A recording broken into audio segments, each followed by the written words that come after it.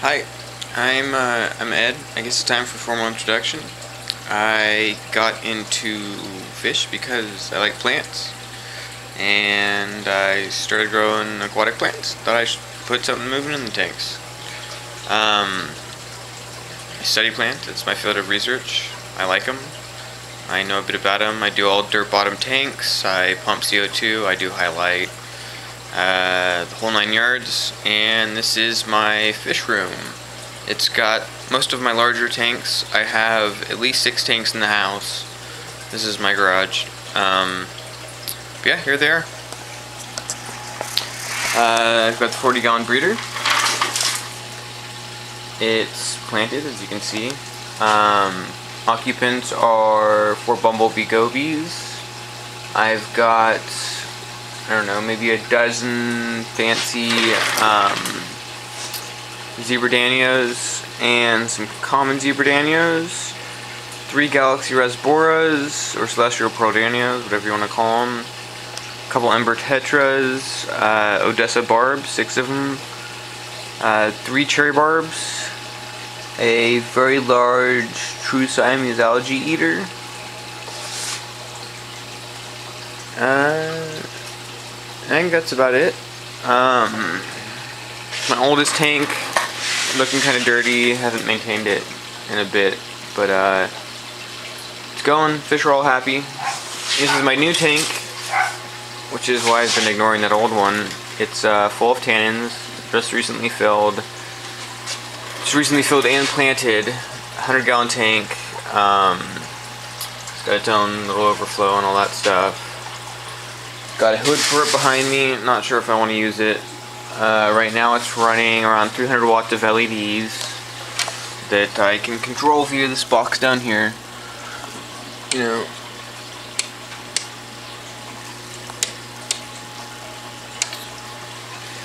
like I say, lots of tannins, so kind of hard to see the occupants, but I have 20 very small young white clouds, 5 leucistic or golden white clouds, a little bit larger, 2 mystery gudgeons, 6 dwarf cories, or pygmy cories I should say, a very large tadpole,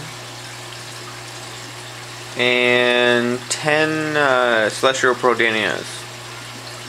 I plan on adding quite a list of different fish. Some of the smaller rainbows, some thread fins, dwarf neons, perhaps a bismani or 2, a couple autos. I want to put some scarlet batis in there, perhaps an apisto or pear.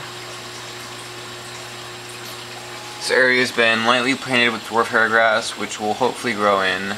Again, it's really hard to see all the plants and everything with the high tannins, which are slowly being flushed.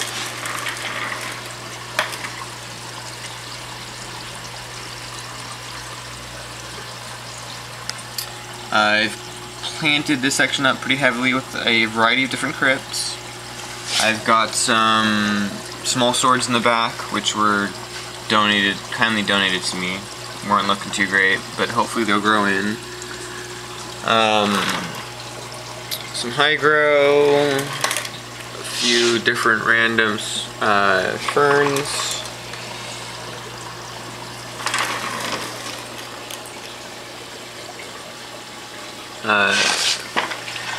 Quite a few large tiger lotus, which in my 40-gallon I also have quite a few of.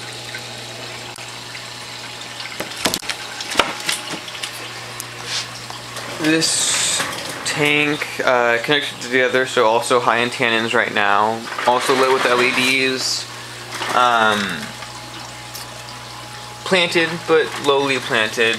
This is going to be a killie. So as I was saying, this is going to be a killifish grow out tank. It's slightly planted. I want to say around 55 gallons. Real long. Slightly over 10 gallons per cube.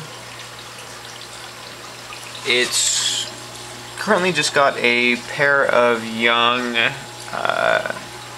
Nothobranchus feroci, and a few shrimp. I have room to expand. Got this little tank down here, as well as this tank over here. Don't currently have occupants, but they're most likely just going to be an isolation tank. In here, also have the 55-gallon cold water California biotope, doing its seasonal thing. The plants are somewhat reclining. The glare is really terrible on this tank right now with this not very great camera, but I've got a pair of green sunfish in there and about a dozen breeding mosquito fish. There's one of the sunfish.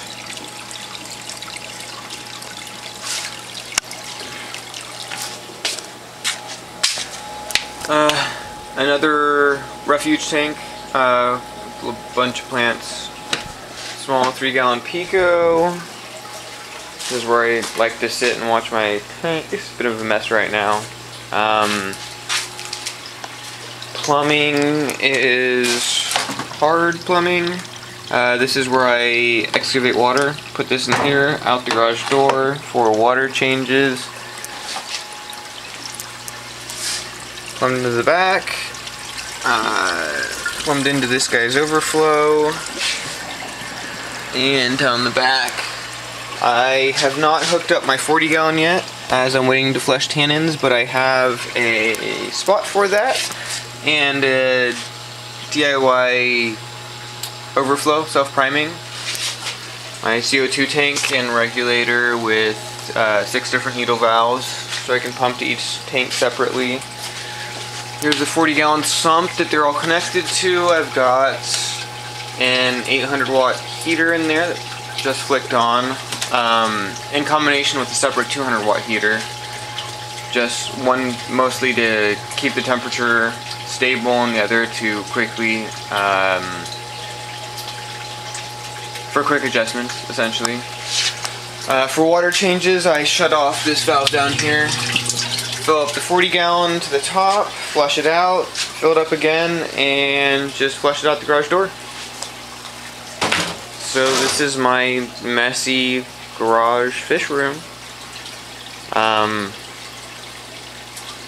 You know, about half of my tanks, but most of the larger ones. And it's all slowly coming together. And let me know if you have any questions.